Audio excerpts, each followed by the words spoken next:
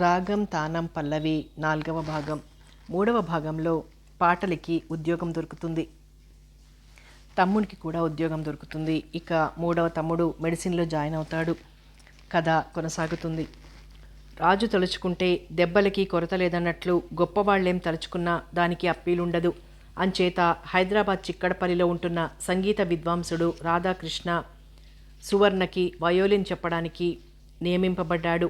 ఉదయం 6:30 నుంచి 7:30 వరకు చెప్పి వెళ్తాడు. ఉదయం 6 అయ్యేసరికి కారు ఆయన ఇంటి గుమ్మం ముందుంటుంది.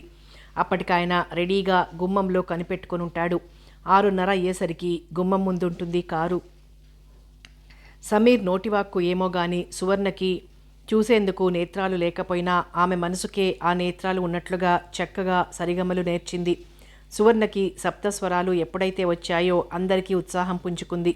సమీర్ మీద అభిమానం, వాత్సల్యం పెరిగిపోయిన కాత్యాయిని తన కంపెనీ వ్యవహారాలన్నీ చూసుకోవడానికి తన అసిస్టెంట్గా వేసుకోవడంతో సమీర్ జీవితంలో బంగారు బాటకి పునాది పడింది. ఆ రోజు ఆదివారం. సమీర్ తన గదిలో కూర్చుని ఏదో నవల చదువుకుంటున్నాడు. రావచ్చా అంటూ గుమ్మం దగ్గరికి వచ్చింది సువర్ణ. ఓ ఎస్, మీ ఇంట్లో మీకు అభ్యంతరం ఏముంది? ఇల్లు మాదైనా గది మీరున్నంతకాలం మీ కిందే లెక్క అంటూ గోడ పట్టుకుని లోపలికొచ్చింది. కుర్చీ జరిపాడు శబ్దం చేస్తూ. సువర్ణ కుర్చీలో కూర్చుని ఏం చేస్తున్నారు అని అడిగింది. ఏముంది, నాకు పగటి నిద్ర అలవాటు లేదు, ఏదో పుస్తకం చదువుకుంటూ కాలక్షేపం చేస్తున్నాను. నాకు కళ్ళుంటే నేను మీలా చక్కగా పుస్తకాలు, పత్రికలు, పేపర్లు అన్నీ చదువుకునేదాన్ని కదా అంది ఖిన్నవదనంతో. ఆ మాటకి చాలా జాలిపడ్డాడు సమీర్. కళ్ళు లేకపోయినా చెవులున్నాయి కదూ, నేను చదువుతాను విను అంటూ జవాబిచ్చాడు. ఎలాగైనా నాకు ఇంగ్లీష్ బాగా నేర్చుకోవాలనుంది అంది సువర్ణ. నేను నేర్పుతాను. రోజు ఉదయం పూట వయోలిన్ అయిపోగానే కాసేపు నేర్చుకో. అలాగే అంది సంతోషంగా సువర్ణ. ఇంతలో కాత్యాయనికి నిద్ర మెలకు వచ్చినట్టుంది. అటుగా వచ్చి సమీర్ గదిలో సువర్ణ కబుర్లు చెప్పడం గమనించి ఆశ్చర్యంగా లోపలికొచ్చింది. ఏమిటి సువర్ణ అని అడిగింది. ఏమీ లేదు, రోజు కాసేపు మీ అమ్మాయికి ఇంగ్లీష్ నేర్పుతానని చెప్పానంటూ అందుకుని జవాబిచ్చాడు సమీర్. కాత్యాయనికి కళ్ళు ఆనందంతో మెరిశాయి. తన అందపుత్రిక జీవితాన్ని విద్యా వ్యాసంగాలతో ప్రభావితం చేయ సంకల్పించిన ఆ యువకుని కేసి కృతజ్ఞతాపూర్వకంగా చూసింది కాత్యాయిని. ఇప్పుడు సంగీతం ఆమెకి బాగానే వస్తోంది. అలాగే చదువు కూడా రాగలదన్న ఆశ మొగ్గ తొడగసాగింది. అయితే ఆ ఇంట్లో పెద్ద విడ్డూరం భీమేశ్వరం గారు. ఆయన ఏమీ పని చేయడు, గది వదిలి భోజనానికి తప్ప బయటికి రాడు. 24 గంటల్లో 20 గంటలు విస్కీ బాటిల్స్కు దాసుడై నిషాలో ఉన్నట్టే ఉంటాడు. అయితే ఇవన్నీ తెలుసుకోవాలన్న కుతూహలం ఏమీ లేదు సమీర్కి. ఆదివారం గాయత్రీదేవి భోజనానికి రమ్మని పిలిచింది పాటలిని. ఏమిటి విశేషం అని అడిగింది పాటలి నవ్వుతూ. ఈరోజు మా హరి పుట్టినరోజు అంటూ మరీ చెప్పి వెళ్ళింది. ఇంకా బాగుండదని బయలుదేరింది పాటలి. పండుగకి కట్టుకుందామని కొనుక్కున్న చీరలో 2 జడలు అల్లుకుని సగానికి వదిలి తలలో కనకాంబరాల దండ తురుముకొని హంసగమనంతో వచ్చిన పాటలిని చూసి ముగ్ధుడైపోయాడు హర్నాథ్. గజ్జల అందియలు గల్లు గల్లుమని కలహంసలు నడకల కలికి ఎక్కడికే అన్నాడు సన్నగా. జడలో సరిగంగను నేర్పుగా దాల్చిన లోకమునేలు సాంబశివుని సన్నిధికే అంది చిలిపిగా. అయితే నీకు మంగళహారతులు వచ్చన్నమాట. మరే మీకే రాగాలేంది, నాకు రావా కొంటెగా అంది పాటలి. ఇంతకీ నీ కొత్త చీర, నీ అందం చూస్తుంటే పుట్టినరోజు నీదా నాదా అని డౌట్ వచ్చింది. గొప్ప పనిచేసింది. పుట్టినరోజు ఎవరిదైనా ఆ ఆనందాన్ని ఉభయులని పంచుకోమనే మీ అమ్మగారి భావం. అయితే ఒక్క పుట్టినరోజు ఆనందమే నాకు మిగిలింది కూడానా అంటే ఆశ్చర్యంగా అడిగింది పాటలి. అంటేనా, మనం టెంపరీగా ఈరోజు ఆనందం పంచుకొని భోజనం చేసి నీ దారిన నువ్వు వెళ్ళటమేనా?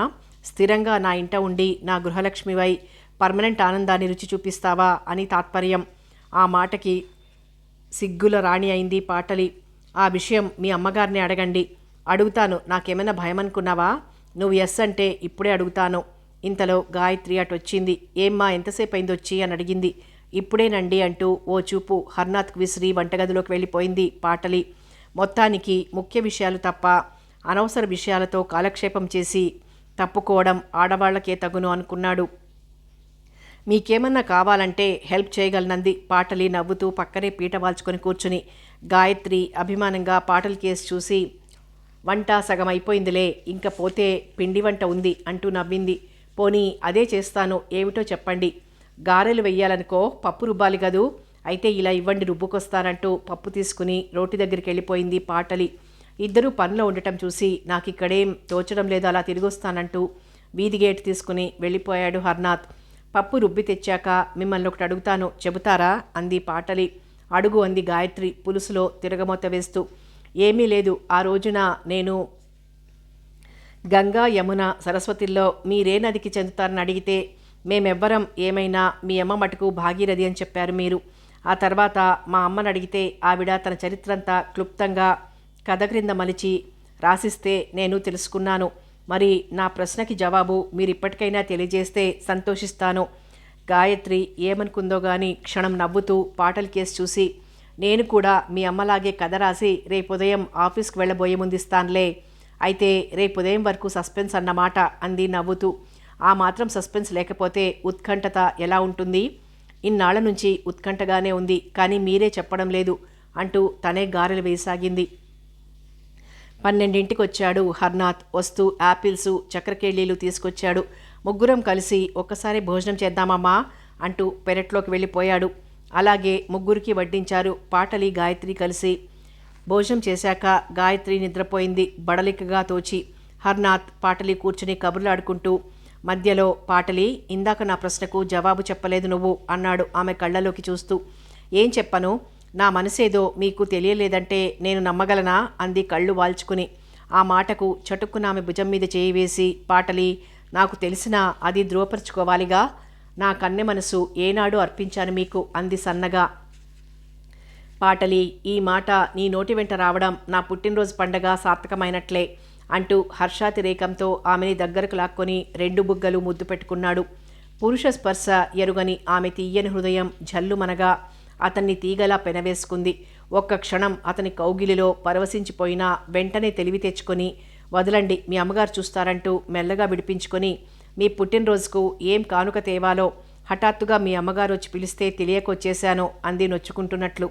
పాటలి, అన్నింటినీ మించిన నీ హృదయాన్నిచ్చావు కదా బహుమతిగా, ఇంకేం కావాలి అంటూ ఆరాధనగా చూశాడు ఆమె కళ్ళల్లోకి.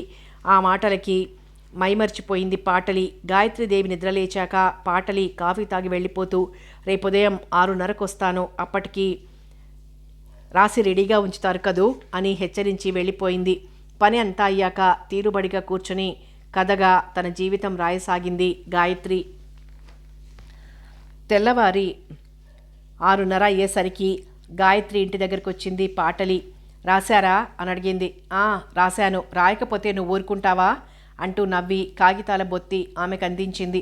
వస్తానండి, ఇంకా కాఫీ కూడా కలపలేదంటూ హడావిడిగా వెళ్ళిపోయింది పాటలి. కాఫీ కలిపి తాగి మిగిలింది ఫ్లాస్క్లో పోసి స్టవ్ మీద బియ్యం పడేసి గాయత్రి ఇచ్చిన కాగితాలు చదవసాగింది పాటలి. గాయత్రి, ఈరోజు నేను చూసుకోవడానికి పెళ్లివారు వస్తున్నారట. ఈరోజు నీ పుట్టినరోజు కూడా కదూ, త్వరగా తలంటుకున్రా. ఇదిగో రాత్రి పొద్దుపోయాక మీ నాన్న తెచ్చారంటూ అందించింది గాయత్రి తల్లి అనసూయ. చీర ప్యాకెట్ని అందుకొని భారంగా నిట్టూర్చి స్నానానికి వెళ్ళిపోయింది గాయత్రి. ఎక్కడో అప్పో సప్పో చేసి తనకి చీర తెచ్చుంటారనుకుంటూ స్నానం చేస్తున్నంతసేపు ఆలోచిస్తూనే ఉంది. తల్లితో వాదన దేనికని ఆమెకి నచ్చినట్టే ముస్తాబైంది. సరిగ్గా 8:30కి దిగారు పెళ్లివారు. ఇంకా వాళ్ళొచ్చిన దగ్గర నుంచి అంతా హడావుడే, కంగారే. గాయత్రిని చూడగానే వెంటనే ఒప్పుకున్నాడు వరుడు మహేష్. కట్నం దగ్గర కూడా అతని తల్లిదండ్రులు పెద్ద పేచీలేమీ పెట్టకపోవడంతో వారడిగిన చిన్న చిన్న కోర్కెలన్నీ తీర్చడానికి ఒప్పుకున్నాడు గాయత్రి తండ్రి గణపతి. లగ్నం కూడా త్వరలోనే నిర్ణయించుకుని వెళ్ళిపోయారు. తను ఆశించింది వేరు, జరుగుతున్నది వేరు. అయినా తప్పదు కనుక, తనకి మహేష్ బాగానే నచ్చాడు కనుక పెళ్లిపీటల మీద తలంచుకొని కూర్చొని అతని చేత 3 ముళ్ళు వేయించుకుంది. 3 నిద్రలకి అత్తగారింటికి వచ్చినప్పుడు ఆ ఇంటిని చూసేసరికి ఏడుపొచ్చింది గాయత్రికి. తమ ఇల్లే చిన్నదనుకుంటే తమకంటే చిన్న ఇల్లు అది. ఏ అద్దె కొంపైనా తమవి డాబా గదులు. సొంత ఇల్లన్న పేరే గాని 2 నిట్టాల పాకాది. పొయ్యి మీద వంట. ఇంట్లో తన భర్త, తనేగాక అత్త, మామ, 2 మరుదులు, 2 ఆడబిడ్డలు, ఇంతమంది ఇరుక్కు చావాలి. పోనీ ఆడబిడ్డలు మరుదులు చిన్నవారా అంటే వాళ్ళు వయసొచ్చిన వారే. భార్యాభర్తలకి ఏకాంతమేది? ఇందరు వయసులో ఉన్న వారి మధ్య ఆ పాకలో భర్తతో ఏం దాంపత్య సౌఖ్యాన్ని అనుభవిస్తుంది? అసంతృప్తిగానే అక్కడ నిద్రలు పూర్తి చేసుకుని పుట్టింటికి తిరిగి వచ్చింది భర్తతో.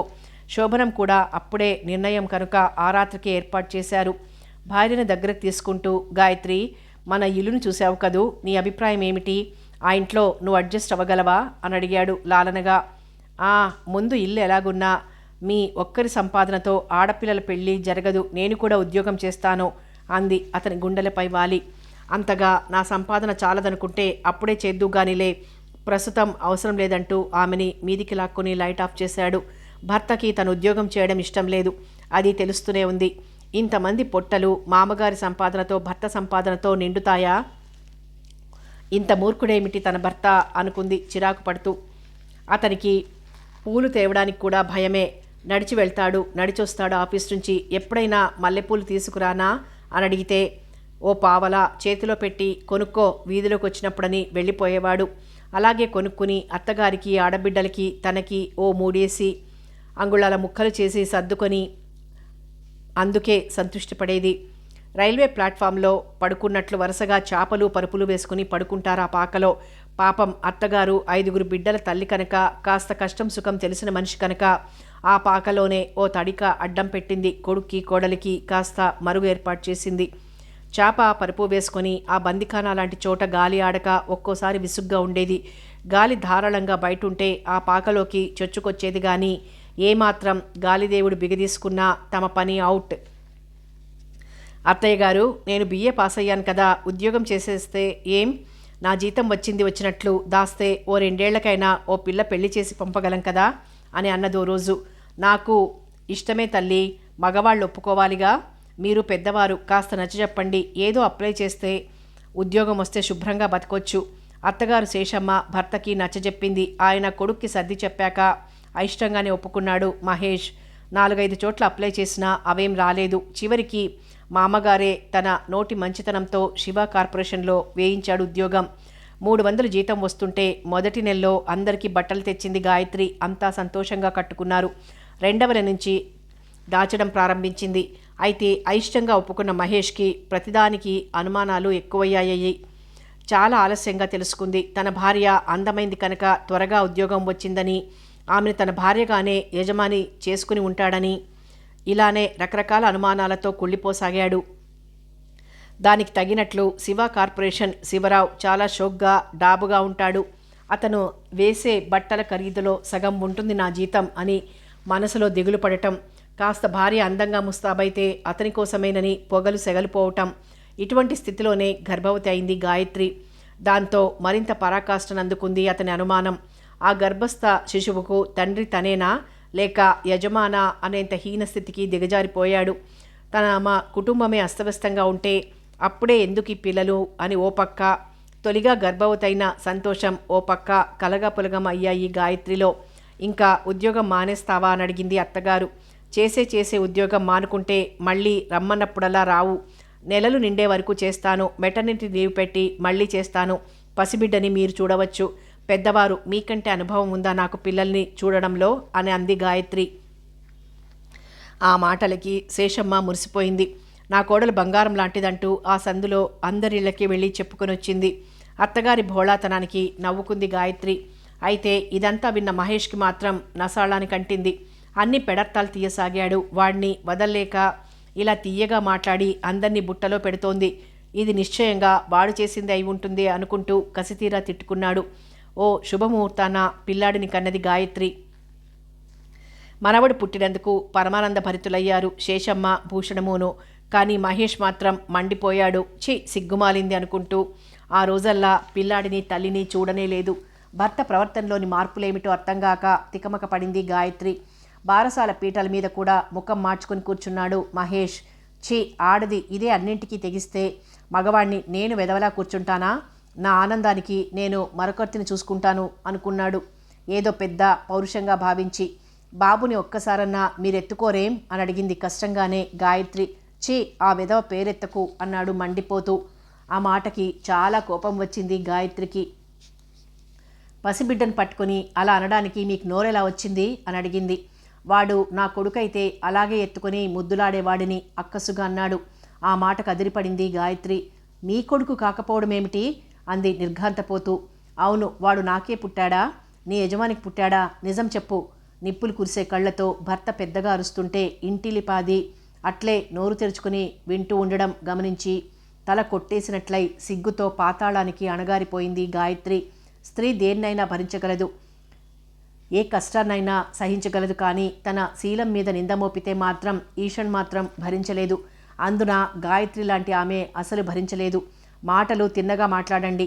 మీ ఇంటి కోసం, మీ ఇంట్లో వాళ్ళ సుఖ సంతోషాల కోసం ఈ ఉద్యోగం చేస్తున్నాను. ఏ పాటి విచక్షణ జ్ఞానం లేకుండా నోరింది గదా అని మీ ఇష్టం వచ్చినట్లు వాగమాకండి. ఇన్నాళ్ల నుంచి ఊరికే దుమ్ముదుమ్మలాడిపోతూ అసలు పన్నెత్తి మాట్లాడకపోతే ఏదోలే అని సరిపెట్టుకుంటున్నాను, కానీ మీలో ఇంత సంకుచితత్వం ఉందని ఒక్కనాడు కూడా గ్రహించలేదు. ఏదో బలవంతంగా ఒప్పుకున్నారు గనక ఏదోలే కొంతకాలం ఆ కోపం ఉండకుండా ఉంటుందా అని అనుకున్నాను. ఇలాంటి అఘాయిత్యపు మాటలు మాట్లాడతారని అనుకోలేదు. మీకింత అనుమానం ఉన్నప్పుడు, నా ఉనికి మీరు భరించలేనప్పుడు నేను ఇంకా ఇక్కడ ఉండడం దేనికి? మీ తిక్క కుదిరి మీరన్న మాటలోని తప్పులు గ్రహించి నా ఇంటికి వచ్చి తీసుకొచ్చినప్పుడే మీ గుమ్మం తొక్కుతాను. ఆగ్రహావేశాలతో ఊగిపోతూ చరచరా గదిలోకి వెళ్ళి బట్టలు సర్దుకుంది. ఊరుకోవే, నువ్వు కూడా తొందరపడతావేం అని అడ్డుకోబోయింది అత్త. నన్ను కొట్టినా భరిస్తాను, తిట్టినా సహిస్తాను, కానీ నాకు రంకుతనాలు అంటగడితే మటుకు ఒక్క వెంట్రుక వాసి కూడా భరించలేనంటూ తీక్షణంగా జవాబిచ్చింది గాయత్రి. పోతే పోనీవే అమ్మా, దానికి వాడి అండ ఉంది, అది చూసుకునే అలా ఎగిరిపడుతోంది. ఇన్నాళ్ళు దీని సంపాదనతోనే బతికామా అందరూ అంటూ మహేష్ అరుస్తుంటే ఛీ అనుకుంటూ చీత్కారం చేస్తూనే పిల్లాడిని తీసుకుంది గాయత్రి. ఈ కాలం పిల్లలు దేనికి ఓర్చుకోలేరు, అన్నింటికీ తొందరే అంది విసుగ్గా ఆవిడ. అనుమానం పుట్టని కట్టుకున్న ఆడదాని బతుకు ఏ కాలంలో అయినా ఒకటే అత్తయ్యా అంటూ అప్పటికప్పుడే పిల్లాడిని తీసుకుని బయటికి నడిచింది గాయత్రి. సంసారం పోగొట్టుకుని ఇంటికొచ్చిన కూతుర్ని చూసి కంటికి కడివెడుగా ఏడ్చింది అనసూయ. ఆ అసమర్థుడికి ఆలిమీద అనుమానం కూడానా అంటూ మండిపోయాడు తండ్రి గణపతి. భార్య వెళ్ళిపోవడంతో తన పురుషాభిజాత్యానికి ఏదో గొడ్డలి పెట్టెలా భావించాడు మహేష్. తన శారీరక ఆనందం కోసం చెడు తిరుగుళ్లకు అలవాటు పడి బంగారం లాంటి శరీరాన్ని వ్యాధిగ్రస్తం చేసుకున్నాడే గాని పశ్చాత్తాపపడి భార్యని ఇంటికి తెచ్చుకోలేదు. తన బిడ్డని చూడనూ లేదు. ఆ విధంగా అట్టే కాలం జీవించలేదు. తగిలిన సుఖవ్యాధులని నయం చేయించుకోవడానికి సిగ్గుపడి చాలా ముద్రపెట్టుకున్నాడు. ముదిరాక తగిన వైద్యానికి డబ్బు లేకపోయింది. గోరు చుట్టు మీద రోకటిపోటులా ఏదో సంపాదించుకొని వస్తుంటే భూషణం రిటైర్ అయిపోయి చుట్టముక్కలకి ముక్కుపొడం డబ్బులకి లేక నానాయాతన పడిపోయాడు. వెళ్ళి కోడల్ని తీసుకురా, ఇంత ఆర్జించిపోస్తూ ఇంట్లో నిక్షేపంగా తిరుగుతుంటే లేనిపోయిన అనుమానాలతో పిల్లాడిని తల్లిని పంపించేశావు అంటూ చివాట్లు పెట్టిన మహేష్ పెడచెవిన పెట్టి చివరికి కుంకుమ కూడా కరువు చేసి శాశ్వతంగా కన్నుమూశాడు. గాయత్రి జీవితానికి అత్తగారింటికి శాశ్వతంగా తలుపులు మూసుకుపోయాయి. ఇప్పుడు అన్నింటా విరక్తి చెందిన గాయత్రికి తన బిడ్డ భవిష్యత్తే తప్ప మరో వ్యాపకం లేదు. అన్నీ సవ్యంగా ఉంటే గాయత్రి ఆర్జన చక్కగా అనుభవించేవారు అత్తమామలు, భర్త, అందరూ కూడా. అసలుకి భర్తే లేకపోయాక ఇంకా ఆ కుటుంబ భారం వహించాలని ఏ కోసానా అనిపించలేదు గాయత్రికి. దాంతో వారి కర్మం వారిదైంది. తల్లి తండ్రి కాలగర్భంలో కలిసిపోయిన ఒంటరి జీవితంలో హర్నాదే కొండంత అండగా భావించి అతన్ని తీర్చిదిద్దడంలోనే గాయత్రి తన జీవితాన్ని అంకితం చేసింది. ఏకబిగిన చదవటం ముగించింది పాటలి. ప్రతి మనిషి జీవితం ఒక్కొక్క రాగద్వేషాల చరిత్ర. కామ, క్రోధ, లోభ, మోహ, మదమాత్సర్యాలు లేకుండా ఏ జీవి కథ ముగింపుకు రాదు. తన తల్లిదో విషాద చరిత్ర అనుకుంటే ఇంచుమించు గాయత్రి గారి జీవితం కూడా తగినట్టుగానే ఉంది. క్లోజ్ ఫ్రెండ్స్ ముగ్గురిలోనూ ఇద్దరి జీవితాలు విషాద రాగాన్ని ఆలపించాయి. ఇంకా మిగిలింది కాత్యాయిని ఒక్కరే అనుకుంది మడిచి పెట్టెలో ఆ కాగితాలు దాస్తూ. అయినా ఆవిడ చాలా ధనవంతురాలని తన తమ్ముడు లెటర్స్ రాస్తున్నాడు కదా, సామాన్యంగా డబ్బు ఉంటే చాలా సమస్యలు కొట్టుకుపోతూ ఉంటాయి. అంచేత ఆవిడ జీవితం బాగానే ఉండి ఉంటుందనుకుంటూ వంట పూర్తి చేసుకుని భోజనం చేయసాగింది. అప్పుడే ఆఫీస్కు వెళ్తూ గాయత్రి పాటలి గుమ్మంలోకి వచ్చి, పాటలి ఏం చేస్తున్నావు అని అడిగింది. రండి, ఇప్పుడే భోజనానికి కూర్చున్నాను అంటూ జవాబిచ్చింది. గాయత్రి లోపల దాకా వచ్చి, నేను ఆఫీస్కి వెళ్తున్నానులే, చదివావా అని అడిగింది. చదివాను. మీ జీవితము మా అమ్మ జీవితం రెండూ చింతాక్రాంతాలే. ఇంకా మీ మూడవ నేస్తం కాత్యాయని గారి జీవితం తెలుసుకోవాలి అంది నవ్వుతూ. ఓ మాటు సికింద్రాబాద్ వెళ్ళు, అక్కడికి వెళ్ళి అడిగావంటే మహా చక్కగా చెప్తుంది అంటూ నవ్వి వెళ్ళిపోయింది గాయత్రి. మొత్తానికి తనకి కథా సేకరణ ఉద్యోగం బాగానే ఉంది అని తనలో తనే నవ్వుకుంది. ఆమె ఆఫీస్కి వచ్చిన 10 నిమిషాలకు వచ్చాడు హర్నాథ్. ఏమిటి మేనేజర్ గారు ఇంత ఆలస్యంగా వచ్చారు అని అడిగింది నవ్వుతూ. బ్యాంకుకు వెళ్ళారు అని జవాబిచ్చి పనిలో నిమగ్నమయ్యాడు. మరో పావుగంటకి ఫోన్ మోగింది. ఎస్, హర్నాథ్ స్పీకింగ్ అన్నాడు రిసీవర్ అందుకొని. సాయంత్రం 5ంటికి మా ఇంటికి రాగలవా? అవతల నుంచి యజమాని కంఠం విని అలాగే అని బదులిచ్చి రిసీవర్ పెట్టేశాడు. అస్వస్థతగా ఉండి ఉంటుంది పాపం అని మనసులోని జాలిపడ్డాడు. ఆ విషయం ఆమెతో చెప్పాడు కూడా. పాపం వెళ్ళి చూసిరండి అంటూ పాటలి కూడా ప్రోత్సహించింది. సాయంత్రం హర్నాథ్ అక్కడికి చేరుకునేసరికి బయట వరండాలోనే ఉన్నాడాయన. రావయ్యా అంటూ సాదరంగా ఆహ్వానించాడు. అమ్మాయి కాఫీ తీసుకురా అంటూ లోపలికి వినిపించేలా గట్టిగా అరిచి కబుర్లలో పడ్డాడు. మరో 10 నిమిషాలకి జరీ ఎంబ్రాయిడరీ చీర తడుక్కుమంటూ కాఫీ ట్రేతో వచ్చింది. ఆయన పుత్రికారత్నం కుమారి శమంతకమణి. ఈయన మా మేనేజర్, నాకు అసిస్టెంట్ అన్నీను అంటూ పరిచయం చేశాడు కూతురికి. ప్రతి నమస్కారాలు అయ్యాక లోపలికి వెళ్ళిపోయింది శమంతకమణి. మా అమ్మాయిని చూసావుగా, నీకు అభ్యంతరం లేకపోతే మా పిల్లని చేసుకుంటావా అని అడిగాడు. ఆ మాట వింటూ పిడుగుపడిన వాడిలా చూశాడు హర్నాథ్. క్షమించండి, నేను చేసుకోలేను అన్నాడు లేచి నిలబడి. ఇంత సూటిగా జవాబు వచ్చి తగులుతుందని ఊహించని ఆనందం గారు తెల్లబోయారు. ఏం బాబు, నాకు ఒక్కగానొక్క పిల్ల, నా కంపెనీ అంతా నీదే అవుతుంది. ఈ మేడ, ఈ ఐశ్వర్యం అన్నీ నీకే రాసిస్తాను. మీరు నన్ను అపార్థం చేసుకోవద్దు కానీ నేను మరో పిల్లని చచ్చినా చేసుకోను. అంటే ఎవరినైనా ప్రేమించావా? చటుక్కుని అడిగాడు. అవును, నిర్భయంగా జవాబిచ్చాడు. ఆమెను తప్ప మరో పిల్లని నా జీవితంలో పెళ్లి చేసుకోవడం అనేది జరగదు. మీరందుకే పిలిచి ఉంటే మరొస్తాను అంటూ వెనక్కి తిరిగి చూడకుండా గేటు తీసుకుని బయటికి వెళ్ళిపోయాడు. కుర్చీ కంటుకుపోయి అలాగే చూస్తుండిపోయిన ఆనందంగారు తేరుకొని ఇతగాడు వలిచిన రంభ యవతి అనుకుంటూ పళ్ళు పటపటా కొరికాడు. ఏమన్నాడా అబ్బాయి అంటూ వచ్చిన సతీమణిని చూసి, వాడెవతనో ప్రేమించాడట, దాని తప్ప మరొకరిని పెళ్ళాడట అక్కసంతా వెలిగక్కాడు. ఓరి వీడి మొహం మండిపోను, పిలిచి పిల్లనిస్తామంటే తెగ నీలుగుతున్నాడే, వీడెంత వీడి బతుకెంత, పీకి పారేసి మరో బ్రహ్మచారిని వేసుకోండి అంటూ తిరుగులేని సలహా ఇచ్చి గదిలో కూర్చుని తిట్టుకోసాగింది. భార్య తిట్లు తనదాకా వస్తూనే ఉన్నా ఏం చేయలేక అలా నిస్సహాయంగా ఉండిపోయాడు. ఏం చెయ్యాలి? తన పిల్లని పెళ్లి చేసుకోనన్నాడు గనక ఉద్యోగం పీకేయడమేనా? ఎంతో నమ్మకంగా పనిచేస్తున్నాడు. అతను వచ్చాక తను చాలా విశ్రాంతిగా ఇంటి పట్టునే ఉంటున్నాడు. మళ్ళీ ఇలాంటి వాడెక్కడ కుదురుతాడు? అసలు ఇంతకీ ఆ దరిద్రమొహం దెవత్తి తమ పాలిట సరిగ్రహంలా దాపురించింది. ఆ దెవత్తో కనుక్కొని దాని కొంప తీస్తే సరి. ఒక్క దెబ్బతో 2 పిట్టలన్నట్లు అన్ని సమస్యలు పరిష్కారం అయిపోతాయి. ఈ విధంగా సాగిపోతున్నాయి అతని దుష్ట ఆలోచనలన్నీ. ముఖం ఎర్రగా చేసుకుని తన గదిలోకి వచ్చిన హర్నాథ్ని చూసి హడలిపోయింది పాటలి. ఏమిటండి, ఏమైంది, అలా ఉన్నారేం అని అడిగింది ఆదుర్దాగా. అతనేం మాట్లాడకుండా పాటల్ని దగ్గరకు తీసుకుని తన హృదయానికి హత్తుకుంటూ మౌనంగా 4 నిమిషాలు గడిపాడు. అతని వాలకం చూసి ఏదో జరిగే ఉంటుంది అనుకుంది. ఇంతకీ ఏమైందంటే మాట్లాడరేమండి అంది విడిపించుకొని. పాటలి, మనుషుల్ని తమ స్వార్థం కోసం ఎంత బాగా ఉపయోగించుకుంటారో నీకు తెలుసా అని అడిగాడు. పాటలి ఆశ్చర్యంగా అతని కేసు చూసింది. పాటలి, నువ్వు నన్ను విడిచి ఉండగలవా అని అడిగాడు. ఆ మాటకి చప్పున అతని నోరు మూసింది పాటలి. ప్లీజ్, కలలో కూడా అలాంటి మాట అనకండి. మీరు లేందే నేను జీవించడం అనవసరం అంది అతన్ని తీగలా అల్లుకుంటూ. ఆ సరికి ఆమె కళ్ళంబడి నీళ్లు తిరిగాయి. అది చూసి విచలితుడై, పాటలి, నువ్వు ఏడిస్తే నేను అస్సలు భరించలేనన్నాడు కళ్ళు తుడుస్తూ. మరి మీరలా అనొచ్చా? నేను అనలేదు పాటలి, మన ఆనందం గారు సెలవిచ్చిన మాట అది. ఆయన కుమార్తెని నేను పెళ్ళాడి ఆయన్ని, ఆయన కంపెనీలని ఉద్ధరించాలట. ఆ మాటలకి నిర్ఘాంతపోయింది పాటలి. అందుక మిమ్మల్ని రమ్మని పిలిచింది? మరే, లేకపోతే అదంతా నన్ను ఉద్ధరించడానికి అనుకున్నావా? పాటలి బొమ్మలా నిలబడిపోయింది అతన్ని వదిలి. డబ్బు, హోదా అన్నీ ఉన్న వ్యక్తి పిలిచి పిల్లనిస్తానంటే వద్దన్నదెవరు? హర్నాథ్కి తన ప్రేమ తనే కావలసి వచ్చిందా? ఈ పేద పిల్లని చేసుకుంటే ఆయనకి ఒరిగేదేముంది? అంచేత తన కలలన్నీ కాల్చివేస్తూ తన హృదయంలో ఆరని మంట సృష్టించి ఆ అమ్మాయిని చేసుకుని వెళ్ళిపోతాడా అనుకుంటూ అలాగే కుప్పకూలిపోయి వెక్కి వెక్కి ఏడవసాగింది. పాటలి, నువ్వు అలా ఏడ్చి నన్ను మరింత బాధ పెట్టకు. నేను ఆ పిల్లని చేసుకోనని, నేను ఒక అమ్మాయిని ప్రేమించానని, ఆ పిల్లనే చేసుకుంటానని కుండ బద్దలు కొట్టినట్లు చెప్పే వచ్చాను అన్నాడు ఆమె దగ్గరకొచ్చి కళ్ళ నీళ్లు తుడుస్తూ. పాటలి అతి కష్టం మీద నిగ్రహించుకొని నిజమా అన్నట్లు అతని కేసు చూసింది. మీరలా ఆయనతో అంటే మిమ్మల్ని పనిలోంచి తీసేస్తాడేమో అంది భయపడుతూ. మరేం పర్వాలేదు, ఉద్యోగం ఇది పోతే దీని తాతలాంటిది వస్తుంది అన్నాడు ఓదార్చుతూ. పాటలి బెరుగ్గానే చూసింది అతని కేసి. వస్తాను పాటలి, నీకు చెప్పిపోదామని వచ్చానంటూ లేచాడు. ఉండండి, కాస్త కాఫీ తాగుదురు కానీ అంటూ గబగబా స్టవ్ అంటించి కాఫీ కలిపింది.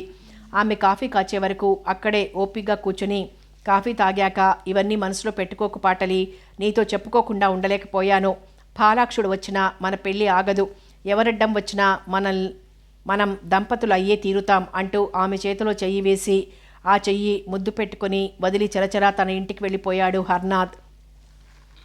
తన జీవితంలో ఏదో మహాప్రళయం ఆసన్నమవుతోందన్న ఆందోళనతో అన్నం కూడా తినకుండా పడుకుంది పాటలి. హర్నాథ్ ఆలోచనలు అస్తవ్యస్తంగానే ఉన్నాయి.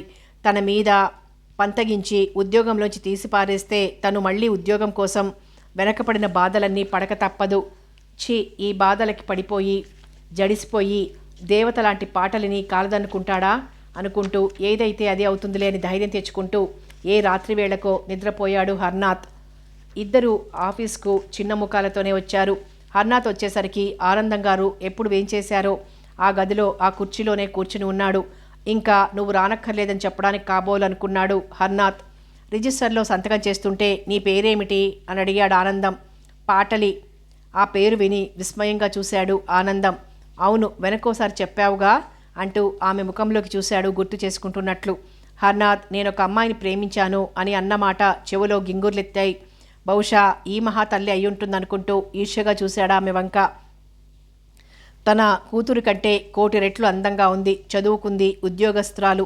ఇవన్నీ చూసేసరికి మరింతగా రాజుకుంది అతనిలో మంట. మిస్టర్ హర్నాథ్, ఈ రోజు నుంచి నేను ఆఫీస్కి వచ్చి వ్యవహారాలన్నీ చూసుకుంటాను. మంచిదే, మీరు కూడా ఇక్కడుంటే నిండుగా ఉంటుంది అని జవాబిచ్చాడు హర్నాథ్.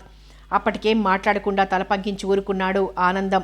ఇంటర్వెల్ టైంలో హర్నాథ్ పాటలి అంతా వెళ్ళిపోయాక ఇద్దరూ కూర్చుని కబుర్లు చెప్పుకోవడం కూడా గమనించి తన అనుమానాన్ని బలపరుచుకున్నాడు. ఆఖరికి ఉండబట్టలేక, పాటలినే కదా నువ్వు ప్రేమించింది అని అడిగాడు నవ్వు పులుముకుని. అవునని ముక్తసరిగా జవాబిచ్చాడు హర్నాథ్. ఆ సమాధానానికి ముఖం మార్చుకున్నాడు ఆనందం. అది స్పష్టంగా గ్రహించాడు హర్నాథ్. ఏ విధంగా చూసినా హర్నాథ్ లొంగివచ్చే సూచనలు కనిపించకపోవడంతో ఆనందంలో క్రోధాగ్ని మిన్నుముట్టింది. హర్నాథ్ పాటలి ఇద్దరికీ ఊస్టింగ్ కాగితాలు పంపిస్తే తప్ప మనస్సు శాంతించదనుకున్నాడు ఆనందం. దానికి తప్పులు వెతకాలి. వెతగ్గా ఒక్కటే దొరికింది. ఆ అస్త్రమే ప్రయోగించదలుచుకున్నాడు ఆనందం. ఇటీవల ఆనందం గారిలో చాలా తిక్కలే పుట్టుకొచ్చాయి అన్నాడు విసుగ్గా పాటలితో. 5 నిమిషాలు ఆలస్యమైందని మండిపట్టం చూసి. అవును, మీరు కరెక్ట్ టైంకి వచ్చారు. ఆయనే గడియారం 5 నిమిషాలు ఫాస్ట్ పెట్టేస్తుంటే నేను నిన్న సాయంత్రం చూశాను. మీరు వెళ్ళాక అరగంట పని చేయించాడు నా చేత నాగి. ఈరోజు 2 గంటలు చేయాలట, ఓటీ ఇవ్వడట అంది పాటలి. అసలు ఓవర్ టైం చేసేందుకు పనేం లేదు, అంతా పగలే చేస్తున్నావుగా అని అడిగాడు ఒళ్ళు మండిన హర్నాథ్. అవును, ఇదంతా మీరు వాళ్ళ అమ్మాయిని పెళ్లి చేసుకోలేదన్న కక్ష. ఏడిశాడు. ఇలాంటి విధవ పనులు చేస్తే ఉన్న గౌరవం కూడా ఊడగొట్టుకుంటాడు అన్నాడు హర్నాథ్ పళ్ళు పటపటా కొరుకుతూ. వాడికి గౌరవం అనేది ఉండేడిస్తే కదా ఊడటానికి చీత్కారం చేసింది పాటలి. హర్నాథ్ని వచ్చి సంజాయిషి ఇవ్వమని ప్యూన్ చేత కబురంపాడు ఆనందం. నేను టైంకి వచ్చినప్పుడు సంజాయిషి ఎందుకు ఇవ్వాలి అని ఎదురు ప్రశ్న వేశాడు హర్నాథ్. గడియారం చూసి మాట్లాడు, బాధ్యత గల ఆఫీసర్వి. నువ్వు టైంకి రాకపోతే మిగిలిన నీ క్రింది ఉద్యోగులు ఎవరైనా క్రమశిక్షణ పాటిస్తారా అని మండిపోతూ అడిగాడు. గడియారాలదేముంది, తిప్పుతూ ఉంటే మారిపోతాయి. నేను కరెక్ట్గా రేడియో టైం పెట్టుకొని వచ్చాను.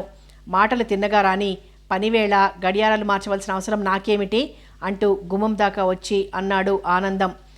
మాట పెరిగింది. ఎందుకండి ఇంత చిన్న విషయానికి అంత ఘర్షణ పడతారు అంటూ పాటలి నచ్చజెప్పబోయింది. నీకెందుకమ్మా మధ్యలో అంటూ ఆనందం అందుకునేసరికి చప్పున నోరు మూసింది పాటలి. చిలికి గాలివానై అక్కడికక్కడే రిజైన్ చేసి వెళ్ళిపోయాడు హర్నాథ్. హర్నాథ్ నిష్క్రమించాలని కోరుకున్న ఆనందం కోరిక అంత క్షణాల మీద జరిగేసరికి అతనే స్టన్ అయిపోయాడు. పాటలి కళ్ళనీళ్లు పెట్టుకుంటూ అక్కడే కుప్పకూలిపోయింది. చివరికి ఏదో విజయానికి దారి తీసింది, కానీ ఇది మంచికి రాలేదనుకుంది ఆవేదనగా. కొడుకు వల్ల జరిగిందంతా విని తెల్లబోయింది గాయత్రి. తొందరపడ్డావేమో అంది మెల్లగా, అంతకంటే ఏమనలేక. తొందర నేను కాబట్టి ఇంకా సహించానంటూ విసురుగా బయటికి వెళ్ళిపోతే కళ్ళనీళ్లు పెట్టుకోవడం తప్ప ఏమీ చేయలేకపోయింది గాయత్రి. కానీ అసలు కారణం అతని కూతుర్ని చేసుకోలేదన్న ఆగ్రహం అని మాత్రం తెలియలేదు ఆమెకి. అంటే హర్నాథ్ చెప్పలేదు. సువర్ణకి సంగీతం అమోఘంగా వస్తోంది. ఇంగ్లీష్ కూడా చిన్న చిన్న మాటలు మాట్లాడడం వచ్చింది. ఇవన్నీ చూస్తున్న కొద్దీ కాత్యాయని హృదయం ఆనందంతో పరవళ్లు తొక్కుతోంది. ఒక విధమైన నిశ్శబ్దతతో జడత్వం దాల్చిన కాత్యాయని బిల్డింగ్స్లో సుమధుర గాన స్రవంతులు ఉద్భవించి చైతన్యవంత్యం చేయసాగాయి. నిరాశ నిస్పృహల స్థానే సువర్ణ విరబూసిన బొండుమల్లిలా తిరుగుతూ గలగలా సెలయేర్లా ప్రవహిస్తుంటే కాత్యాయనికి భీమేశ్వరానికి కలిగే ఆనందం వర్ణనాతీతం. ఎల్లప్పుడూ నిషాలోనే ఉండే ఆయనలో కుమార్తె ఫిడేలు రాగాలు కర్ణానందం కాగా ఆసక్తిగా ఆ సంగీత స్వరాల మాధుర్యాన్ని గ్రోలుతూ కాస్త కాస్త తాగుడు తగ్గించుకోసాగాడు. ఇప్పుడు కాత్యాయిని వచ్చినా రాకపోయినా సమీరే సర్వం చక్కబెడుతున్నాడు. దూరం అని వదిలిన కలకత్తా కంపెనీలతో లావాదేవీలు పునరుద్ధరించి వ్యాపారాన్ని పెంచడానికి కారణభూతుడయ్యాడు. సంగీత, నీ బిడ్డలు రత్నమాణిక్యాలు అనుకుంది కాత్యాయిని మహదానందపడుతూ. ఆ రోజు వచ్చిన పోస్ట్ చూసుకుంటున్నాడు సమీర్. అక్కగారి లేఖ చదివి పరమానందభరితుడయ్యాడు. నేను రేపు బయలుదేరొస్తున్నాను అంటూ టెలిగ్రామ్ ఇచ్చినట్లు రాసింది ఆ ఉత్తరం. తేదీ చూశాడు, టైం నోట్ చేసుకున్నాడు. కారు తీసుకుని అక్కగారిని రిసీవ్ చేసుకోవడానికి వెళ్ళాడు. రైలు దిగిన పాటలి తమ్ముడిని చూసి ముందుగా ఆశ్చర్యానందాలతో మునిగిపోయింది. వీడు సమీరేనా, తన తమ్ముడేనా అని క్షణం విస్తుపోయింది. ఏమిటక్క అలా ఆశ్చర్యపోతున్నావు అని అడిగాడు సమీర్ నవ్వుతూ. నువ్వు మా తమ్ముడివేనా లేక సెట్ మీద నుంచి వచ్చిన హీరో గారివా అని డౌట్ వచ్చింది అంది నవ్వుతూ. నేను ఇప్పుడు హీరోని కాదులే అంటూ నవ్వి కారెక్కవే అక్క అన్నాడు డోర్ తెరిచి. నీకెంత అదృష్టం పట్టిందిరా బాబు, తంతే బూరెల గంపలో పడ్డావు అంది మనసారా నవ్వుతూ. మరే ఏదో 4 రోజులు ఇలా గొప్ప రసం వెలిగించని అన్నాడు డోర్ మూసేస్తూ. మొత్తానికి వాహనయోగం పట్టింది. అవును, లోకల సొమ్ము కాదు కాదు, కాత్యాయనీదేవి గారి సొమ్ము. పిల్లల్ని పెడుతున్నంతకాలం మన వాహన యోగాలకి హీరో వేషాలకి ఢోకా లేదు అంటూ కొంటెగా జవాబిచ్చాడు. ఇలా కబుర్లాడుతూనే కాత్యాయని బిల్డింగ్స్ ముందు కారు ఆపాడు. మా అక్కయ్య పాటలీదేవి అంటూ కాత్యాయనికి పరిచయం చేశాడు. ఈవిడే అక్క కాత్యాయనీదేవి గారంటే అంటూ అక్కతో చెప్పాడు. పాటలి వినయంగా నమస్కరించింది. రామ్మ, సమీర్ నువ్వు ఒకేలా ఉన్నారు అచ్చుగుద్దినట్లు అంటూ ఆప్యాయంగా ఆహ్వానించింది. ఎవరండి సమీర్ గారు? సువర్ణ ప్రశ్నకి మా అక్కయ్యండి సువర్ణ ఎలా అడిగిందో అలాగే బదులిచ్చాడు సమీర్. కాత్యాయిని మర్యాదలకేమీ లోటు చెయ్యదు. దానికి తోడు ఆవిడ ప్రాణంగా చూసుకునే సమీర్ అక్క, ఇంకా స్నేహితురాలి కూతురు. ఎంత ఆర్భాటం చేయాలో అంత ఆర్భాటము చేసింది. ఏమిటక్క ఇలా వచ్చావు అని అడిగాడు ఏకాంతంగా ఉన్నప్పుడు. అక్కడ పరిస్థితి ఏమీ బాగాలేదు తమ్ముడు అంటూ హర్నాథ్ ఉద్యోగం పోవడం, తను ఇబ్బందులు పడటం వివరించింది. ఆఖరున రాత్రి 10 దాకా ఉండమని మొన్న గొడవ చేస్తే ఉన్నాను. నాతో పాటు మరో క్లర్కును కూడా పనిచేయమన్నాడు. అతను కాలు తగల్చడం, చేయి తగిలించడం, ఎవరూ లేరు కదా అని వెధవేషాలు వేయడం ప్రారంభించాడు. ఎలాగో పూర్తి చేసి బయటపడ్డాను. మర్నాడు కూడా అదేవిధంగా ఇద్దరిని పనిచేయమన్నాడు. నేను చేయనన్నాను. ఏం అని అడిగాడు. మీరా తండ్రి లాంటివారు, అతని ప్రవర్తన ఏమంత బాగాలేదు అన్నాను. దానికి ఆ నక్కవెదవ ఇచ్చిన సమాధానం, ఆడపిల్లలు వయసులో ఉన్నవాళ్ళు ఉద్యోగాలకు రావడమే తప్పు, వచ్చాక ఇలాంటివి సహజం, నువ్వు సరిపెట్టుకోకపోతే ఎలా? విన్నావా సమీర్? అదే తండ్రి అయితే అలా అంటాడా? అందుకే ఓ వారం సెలవు పడేసి ఇలా వచ్చాను. వెంటనే ఇలా సెలవు పెట్టానని నన్ను తీసి పారేయొచ్చు. అంచేత నేనే ఉద్యోగం చూసుకుంటూనే అంచేత వేరే ఉద్యోగం చూసుకుంటూనే అక్కడికి వెళ్ళాలి. ఇంకా అతని ఉద్యోగం మీద ఏమీ ఆశలు పెట్టుకోలేదు. వింటున్న సమీర్ టక్కును లేచి నిలబడ్డాడు. అతని కళ్ళు ఎర్రబడి ముఖమంతా కోపంతో ఎర్రగా కందిపోయింది. రాస్కెల్, వాడింక ఉద్యోగం ఇస్తానన్నా చెయ్యకు. ఇంతకీ అతని పేరేమిటి? ఆగ్రహాన్ని అణుచుకుంటూ అడిగాడు. ఆనందం గారట. ఏ ఆనందమో గాని ఏడ్శాడ్లే. వాడి పేరు ఆనందమైనా వాడు అనుభవించబోయేది ఇంకంతా విచారమే. చూస్తూ ఉండు, వాడి పని నేను పడతాను అన్నాడు. ఒరేయ్, నువ్వు అనవసరంగా ఏదో గలాబా చేయకు. వాళ్ల దుర్మార్గం వాళ్ళనే కొడుతుంది ఎప్పటికైనా అంది హడలిపోయి. నీకు ఈ మధ్య పిరికితనం పట్టుకుందేమిటి అమ్మలాగా అన్నాడు చిరాకు పడుతూ. పిరికితనం కాదురా, నువ్వు ఇక్కడ ఉండేవాడివి, నేనక్కడ ఉండేదాన్ని. రేపెవడు వచ్చి అల్లరి చేసినా ముందు పరువు పోతుంది. అక్కడ నాకు తోడెవరు? హర్నాథ్ గారు దిగులు పడినట్లు కనిపిస్తోంది. పైగా ఆయన మద్రాసు వెళ్లారు, ఎవరిదో రికమెండేషన్ తీసుకుని. అక్కడ ఉద్యోగం వస్తే అక్కడే స్థిరపడతారు అంది నచ్చజెప్తూ. సమీర్ మాట్లాడలేదు. ఏదో ఆలోచిస్తూ తన గదిలోకి వెళ్ళిపోయాడు. ఏమ్మా, అమ్మను కూడా ఓసారి సెలవు పెట్టి వచ్చి 10 రోజులు ఉండొచ్చని చెప్పి తీసుకురాలేకపోయావా అని అడిగింది కాత్యాయిని. వస్తుందిలేండి ఎప్పుడో అంటూ మందహాసం చేసి పాటలి ఒక్క క్షణం కాత్యాయనికేసి పరీక్షగా చూసింది. ఏమిటమ్మా అలా చూస్తున్నావు అని అడిగింది కాత్యాయిని. ఏమీ లేదు, మిమ్మల్ని ఒకటి అడగాలని తోచింది, అడగనా మాననా అని సందేహిస్తున్నాను. ఏమిటంత భయంకరంగా కనిపించానా భయపడటానికి అంటూ నవ్వింది. ఆ మాటతో ఉత్సాహం వచ్చిన పాటలి ఏమీ లేదు, మా అమ్మగారు తన జీవిత చరిత్రని వెల్లడించారో కథగా, అలాగే గాయత్రీదేవి గారు కూడా వెల్లడించారు అదే పద్ధతిలో. మరి ప్రాణమిత్రురాళ్లలో మిగిలింది మీరొక్కరే. మీ జీవితమే నాకు అన్ని విధాలా బాగుందనిపిస్తోంది. వారిద్దరి జీవితాలతో పోల్చుకుంటే మరి నా అభిప్రాయం సరియైందో కాదో మీరే చెప్పాలి అంది నవ్వుతూ. ఆ మాటకి తను కూడా నవ్వుతూ, వాళ్ళిద్దరికీ కథలు రాయగల శక్తి ఉంది కనుక రాసి నీకిచ్చారు చదువుకోమని, కానీ నాకంత శక్తి లేదు, అంచేత నోటితోనే చెప్పాలి అంది. పోనీ అలాగే చెప్పండి, కూర్చుని వింటాను.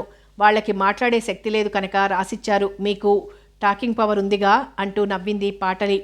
పాటలి, నా జీవితం కూడా నువ్వు అనుకున్నంత బాగా లేదనే నా ఉద్దేశం. మనిషికి ఏదో ఒక కష్టం బాధ ఉండి తీరాలని భగవంతుడి రూల్ అయి ఉంటుంది. అన్ని విధాల సుఖాలు అనుభవించేవారు ఏ విధంగా చూసినా లోటు లేనివారు వేళ్ల మీద లెక్కించే సంఖ్యలో ఉంటారు. మా నాన్నకి చాలా డబ్బుంది నిజమే. ఆ డబ్బుతో మరో డబ్బు ఆసామిని చూసి పెళ్లి చేశారు.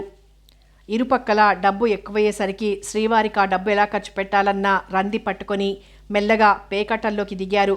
పేకాట ఆదిలో వచ్చి రానట్లు ఆడే మావారు డబ్బు నష్టపోవడం తప్ప ఏనాడు పైసా గెలిచెరగరు.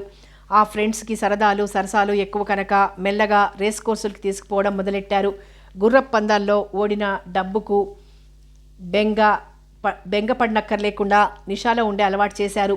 డబ్బు పోగొట్టుకోవడం, ఆ బాధ భరించలేనంటూ బాటిల్స్ ఖాళీ చేసి మత్తుగా పడి ఉండడం, అది చూసి ఎన్నాళ్ళను సహించగలుగుతాను, నువ్వే చెప్పు. మెల్లగా చెప్పాను, బ్రతిమాలాను, పోట్లాడాను. ఆయన దేనికి లొంగలేదు.